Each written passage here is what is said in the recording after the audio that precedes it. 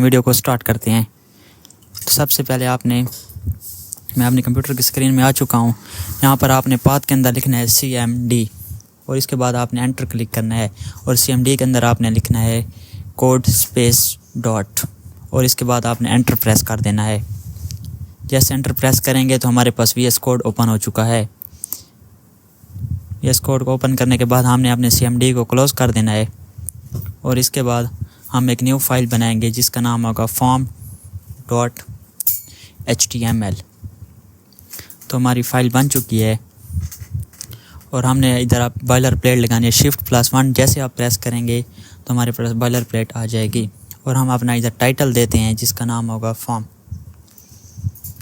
ठीक है दोस्तों, तो फॉर्म होता क्या है इसके बारे में मैं थोड़ा आपको बता देता हूँ। जिस तरह आप किसी भी यूनिवर्सिटी या किसी भी जगह पर कोई फॉर्म फिल करते हैं तो उसको हम फॉर्म कहते हैं, जिसमें आप नेम, यूज़र, चीज़ और इन सब चीज़ों को देते हैं। फॉर्म का मतलब है किसी भी आप यूज़र से उसका डेटा कलेक्ट करते हैं, उसका डेटा या इन्फॉर्मेशन उससे लेते हैं। Form are use to collect the data from user. अगर मैं इंग्लिश में आपको बताऊँ तो सबसे पहले हम हेडिंग लिखते हैं कॉमसेट यूनिवर्सिटी इस्लामाबाद। ठीक है दोस्तों, ये मैंने सबसे पहले अपनी हेडिंग लगा दी है जो मुझे ब्राउज़र के अंदर शो होगी और ये मैं आपको दिखा भी देता हूँ। H2 के अंदर मैंने हेडिंग लगा दी है और उसके बाद मैं फॉर्म टैग भी लगा देता हूँ। फॉर्म टैग के बैक एंड पर क्या होगा, backend.php। हम सिर्फ फ्रंट एंड को अभी फ़िलहाल सीखेंगे, बैक एंड हमारा इस वीडियो में नहीं, हम अगली वीडियोज़ में बैक एंड के बारे में मैं आपको सिखाऊँगा। पहले हमारा फोकस फ्रंट एंड पे है कि हम वेबसाइट को फ्रंट एंड में कैसे बना सकते हैं। तो देख सकते हैं कि मैंने अपने ब्राउज़र में स्टार्ट लाइव सर्वर पे क्लिक किया और ये ब्राउज़र में मेरे पास हेडिंग मेरी शो हो रही है कॉमसेट यूनिवर्सिटी इस्लामाबाद। सही है दोस्तों, यहाँ पर मैं लिख देता हूँ backend.php। फॉर्म के एक्शन में क्या है, इसका मतलब फॉर्म हमारा काम किस तरह का ये हमारा बैकएंड बताएगा। इसके बाद इनपुट लिखेंगे। जैसे आप इनपुट पे क्लिक करेंगे तो हमारे पास एक मुकम्मल लाइन आ जाएगी जो VS की कोड की, जिसको हम एब्रीविएशन कहते हैं। इनपुट के अंदर हम इसको टाइप क्या देंगे, टेक्स्ट देंगे, क्योंकि हमने लिखना है इसलिए इसको हम टेक्स्ट दे रहे हैं। और इसको क्लास क्या दे रहे हैं, नेम दे रहे हैं। और इस पे हम एक प्लेस होल्डर लगाते हैं। प्लेस होल्डर क्या होता है वो भी मैं आपको दिखाता हूँ। एंटर यूर नेम हम इसके अंदर प्लेस होल्डर के अंदर लिख देते हैं। फ़िलहाल आप देखते रहिए किस तरह काम हो रहा है। ये देखिए, ये आपका एंटर यूर नेम आपका शो हो रहा है। प्लेस होल्डर के अंदर जो चीज़ शो होती है उसको हम प्लेस होल्डर कहते हैं। फ़िलहाल आप देखते जाएंगे मैं किस तरह काम कर रहा हूँ। अगर आपको किसी भी टॉपिक की समझ नहीं आती तो आप मुझसे पूछ सकती हैं। इसके बाद मैंने BR टैग लगा दिया ताकि हमारा जो टेक्स्ट हो वो न्यू लाइन पर शो हो। इसके बाद दोबारा मैंने उसको कॉपी किया और उसको नीचे पेस्ट कर दिया है। अभी हमने पासवर्ड लगाना है इसलिए मैंने इसको पासवर्ड लिख देता हूँ, इसकी जो टाइप है, और इसके बाद जो क्लास होगी वो भी मैं इसको पासवर्ड दे देता हूँ। प्लेस होल्डर में अभी आपके अंदर जो उसकी लाइन के अंदर शो होगा वो हमें password show, enter your password, ताकि आपको पता चले कि किस चीज़ में वो आपने फिल करना है। क्लास क्या होती है मैं आपको क्लास का बताता हूँ। आप एक मल्टीपल एलिमेंट्स को सेम क्लास दे सकते हैं मल्टीपल एलिमेंट्स को सेम क्लास दे सकते हैं और एक एलिमेंट्स को मल्टीपल क्लासेस भी दे सकते हैं। ये आपको याद रहना चाहिए। बाकी इसके बारे में ज़्यादा जो डिटेल में हम पढ़ेंगे वो हम CSS के अंदर पढ़ेंगे कि क्लास क्या होती है, ID क्या हो जाती है, इसके अलावा सिलेक्टर्स, ये सारी चीज़ें हम अपनी ID या अपनी CSS के अंदर पढ़ेंगे। मैं आपको ID का बता देता हूँ। ये हमारे पास यूनिक होती है। आप किसी भी एलिमेंट को बस एक ही ID दे सकते हैं, एक से ज़्यादा IDs नहीं दे सकते। ठीक, it must be unique to an element. ID आपने डेटाबेस के अंदर भी शायद आपने ID के बारे में सुना होगा। ये उधर भी जिसको हम प्राइमरी की कहते हैं, ये वो होती है, ये यूनिक होती है। इसके बाद फिर से हमने जैसे इनपुट लिखा अपने VS कोड के अंदर, हमारे पास मुकम्मल लाइन आ गई। ये काम हमारे अंदर नोटपैड या दूसरे एडिटर्स के अंदर ये हमें सहूलत नहीं मिलती। इसके बाद क्लास इनपुट टाइप हमने टेक्स्ट कर दी, इसका क्लास क्या दिया हमने, इसको रोल नंबर दे दी है। और इसका प्लेस होल्डर क्या होगा, एंटर यूर रोल नंबर।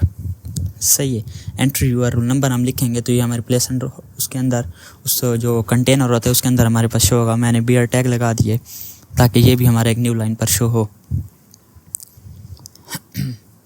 फिर से BR टैग लगाने के बाद हम अपने फॉर्म को आगे बढ़ाते हैं। इधर हमने इनपुट लिख देना है। जैसे इनपुट लिखेंगे फिर से हमारे पास वही चीज़ शो हो गई है। इसके बाद इस पर हमने टाइप क्या लगानी है, रेडियो, ताकि हमने एक रेडियो बटन्स बनानी है। वो मैं आपको दिखाता हूँ रेडियो बटन किस तरह बनाते हैं और इनका क्या काम होता है। इनपुट फ़िलहाल आप देखते जाएँ, आपको आराम से जिस तरह आपका एक्सपीरियंस होता जाएगा आपको एक एक चीज़ की समझ आती जाएगी। फ़िलहाल आपने बिल्कुल भी घबराना नहीं है या किसी किस्म की टेंशन नहीं लेनी। इसके बाद क्लास में हमने क्या लिख देते हैं, मैं इसको 11 लिख देता हूँ। क्लास 11 लिख देता हूँ। इसके बाद मैंने इसके नेम इसको दे देता हूँ क्लास। इधर भी मैं क्लास 11 लिख देता हूँ और इसकी मैं एक कॉपी भी बनाकर आपको दिखा देता हूँ। आपने अपने कीबोर्ड से, ठीक है, आप इसकी एक कॉपी बना सकते हैं। आपने अपने कीबोर्ड से प्रेस करना है ऑल्ट शिफ्ट और डाउन की एरो। जैसे आप प्रेस करेंगे तो इसकी एक सेम कॉपी आपके पास बन जाएगी। इधर मैंने इसको क्लास 12 कर दिया है। फिर से मैंने बीयर टैग लगा दिया है। ये देखो आपके पास शो है। सॉरी, इसको जो इसके बाहर जो नाम है इसका वो भी हम लगा देते हैं, लेबल भी लगा देते हैं इसके बाहर, क्लास 11 और क्लास 12 का। इसको पहले को मैं क्लास 11 कर देता हूँ और जो दूसरा होगा उसको मैं क्लास 12 कर देता हूँ। ठीक है दोस्तों, इसमें से आप एक सिलेक्ट कर सकते हैं। आप इसको मैं अपनी क्लास सिलेक्ट कर सकते हैं। जिस तरह कोई यूनिवर्सिटी का फॉर्म होता है, जब आप BS में एडमिशन लेते हैं तो उसके लिए आपको FSC वाला फॉर्म में से किसी क्लास को सिलेक्ट करना पड़ता है। आप कोई भी क्लास सिलेक्ट कर सकते हैं, 11 या 12 या किसी भी फॉर्म में। आप इसमें क्लास की जगह आप कोई और भी जगह इस पर कुछ लिख सकते हैं। इसके बाद मैं आपको चेक बॉक्स के बारे में बताता हूँ। मैं इधर कमेंट कर देता हूँ तो आप आगे जब आप इसको देखें वीडियो को तो आपके लिए आसानी हो। इनपुट टाइप के अभी अंदर हम क्या लिखेंगे, चेक बॉक्स। जैसे आप टाइप के अंदर, उधर हमने रेडियो लिखा था, इधर आप चेक बॉक्स लिखेंगे तो आपके पास एक नया ऑप्शन आ जाएगा, वो मैं आपको दिखाता हूँ। इसके बाद क्लास लिखते हैं। इसको वैल्यू के अंदर, वैल्यू के अंदर हमने क्लास लिख दी है, जैसा कि आप देख सकते हैं। ये देखो हमारे पास एक टिक वाला आ गया, जो जिसके अंदर हम टिक कर सकते हैं। हम इसमें से किसी को भी सिलेक्ट कर सकते हैं। ठीक है, वैल्यू के अंदर मैंने क्लास लिख दिया। Input type equals to text किया है और इसको वैल्यू जो क्या थी मैंने इसको क्लास दे दी है। पहले मैंने इसको टाइप के रेडियो दी थी, उसके बाद अभी मैंने इसको क्लास दे दी है।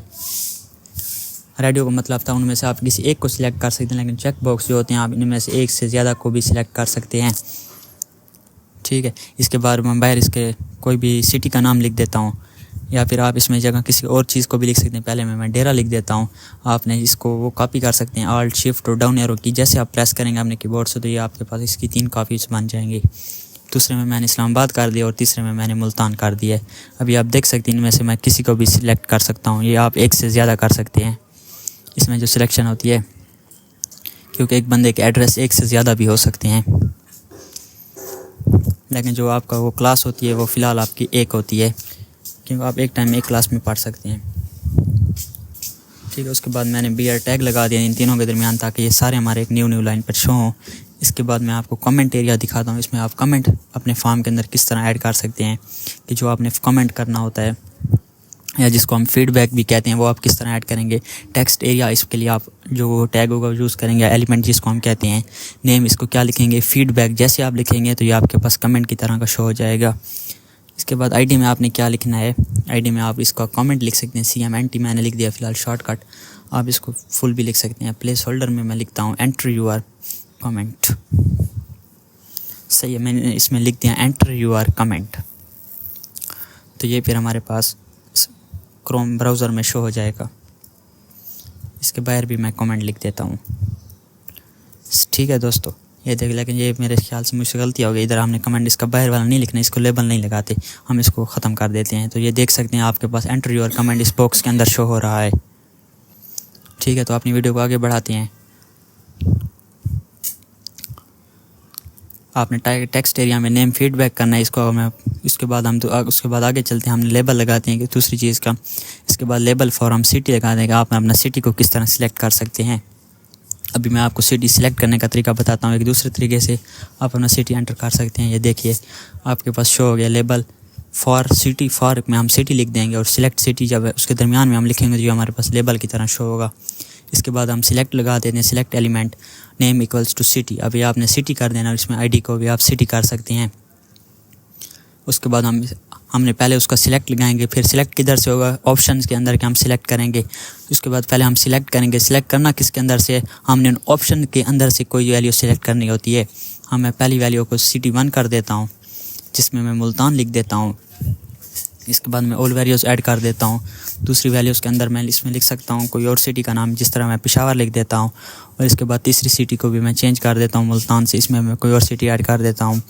इसमें मैं फ़िलहाल क्वेटा को ऐड कर देता हूँ। आप इसमें अपनी मर्ज़ी का कोई भी सिटी ऐड कर सकते हैं। तो देखिए दोस्तों, इनमें से आप किसी एक ऑप्शन को सिलेक्ट कर सकते हैं सिलेक्ट के अंदर। सिलेक्ट का मतलब ऑप्शन में से किसी एक ऑप्शन को सिलेक्ट करना होता है। आप एक टाइम में किसी एक ऑप्शन को सिलेक्ट कर सकते हैं, एक से ज़्यादा ऑप्शन एक साथ सिलेक्ट नहीं हो सकते। इसके बाद मैं आपको बताता हूँ कि आपने इसके फॉर्म के अंदर पिक्चर को किस तरह ऐड करना है। तो आप पिक्चर लिखेंगे, मैं इसको कमेंट आउट कर आपके लिए कमेंट आउट कर देता हूँ। इधर आपने IMG लिखना है। अगर आपको इसकी टैग की समझ नहीं आ रही तो आप मेरी पहली वीडियो देख सकते हैं जिसमें मैंने इसके बारे में मुकम्मल तौर पर बताया है। और फ़िलहाल इसको मैं कमेंट आउट कर देता हूँ, इसकी हमें फ़िलहाल ज़रूरत नहीं है क्योंकि फॉर्म के अंदर अक्सर तौर पर पिक्चर होती है, तो इसलिए मैं इसको लिख देता हूँ फ़िलहाल। उसके बाद मैं लिखता हूँ BTN बटन लगाएंगे। बटन का क्या मतलब होता है, जो हमने फॉर्म बनाया उसको हमने सबमिट किस तरह करना है या फिर रिसेट किस तरह करना है। क्लास में इसकी BTN कर देता हूँ तो ये हमारे पास बटन शो हो जाएगा। इसको मैं लिखता हूँ सबमिट नाउ, ये हमारा उसका बटन का लेबल होगा। तो आप देख सकते हैं कि हमारे पास सबमिट नाउ का बटन आ चुका है। इस पर मैं जैसे क्लिक करता हूँ, फ़िलहाल हमारे पास इसकी बैकएंड नहीं है, सो फ़िलहाल हम इसके पर ये काम सही नहीं करेगा। मैं इस पर BR टैग लगा दिया है। सो हमारा फॉर्म फ़िलहाल तो बहुत सारा काम हमने इसका मुकम्मल कर लिया है।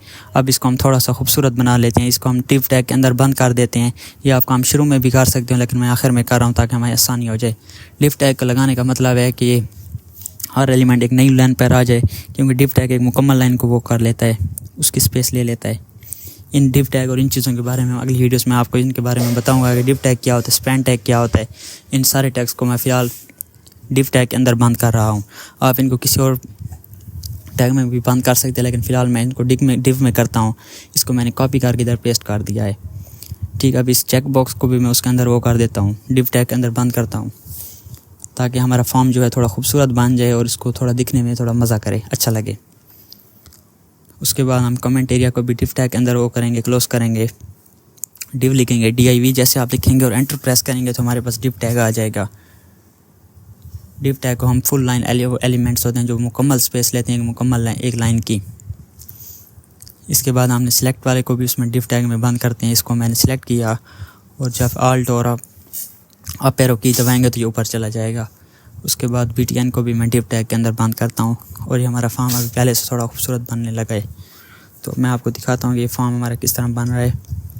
तो आराम से ये खूबसूरत बन रहा है, जिस तरह आप देख सकते हैं कि पहले से थोड़ा अच्छा हो चुकी है हमारी जो वो था टेक्स्ट था।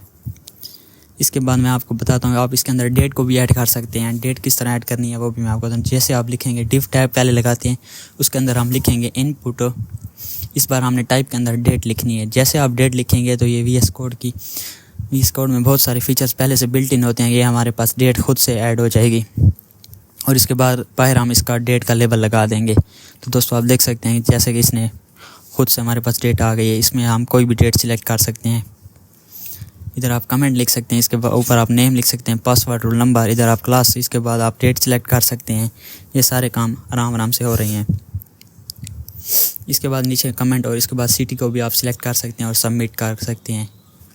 तो हमारा फॉर्म का बहुत सारा काम मुकम्मल हो चुका है। तो इस तो अपनी वीडियो को आगे बढ़ाते हैं बगैर किसी टाइम को वेस्ट किए।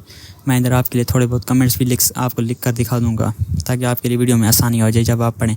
तो मैं आपके लिए कमेंट्स लगा देता हूँ। इसको मैंने नेम के लिए, उसके बाद मैंने इस जगह पे पासवर्ड लगाया तो इसको मैं पासवर्ड का कमेंट लिख देता हूँ ताकि आप पढ़ें और आपके लिए आसानी हो जाए। और उसके बाद मैं आपको रोल नंबर का भी कमेंट कर देता हूँ। इधर रोल नंबर लिख देते हैं, ये हमारा रोल नंबर का सेक्शन है। उसके बाद हमारा रेडियो बटन का सिलेक्शन आ रहा है, इसको मैं क्लास के नाम के साथ लिख देता हूँ ताकि आपके लिए आसानी हो। और उसके बाद हमारा चेक बॉक्स के लिए मैंने पहले से लिखा हुआ है, कमेंट एरिया के भी मैंने लिखा हुआ है, सिलेक्ट एरिया के लिए इधर हम लिख सकते हैं। इसके बाद आगे चलते हैं और हमारा पिक्चर वाला सेक्शन आ जाता है, इसके लिए मैंने पिक्चर लिखा हुआ है। और इसके बाद हमारा बटन वाला सिलेक्शन है। देख सकते हैं हमारा फॉर्म अभी पहले से खूबसूरत बन चुका है, लेकिन इसमें जो मज़ीद तब्दीलियाँ आएंगी वो हम CSS की मदद से करेंगे और इसको मज़ीद खूबसूरत बनाएंगे।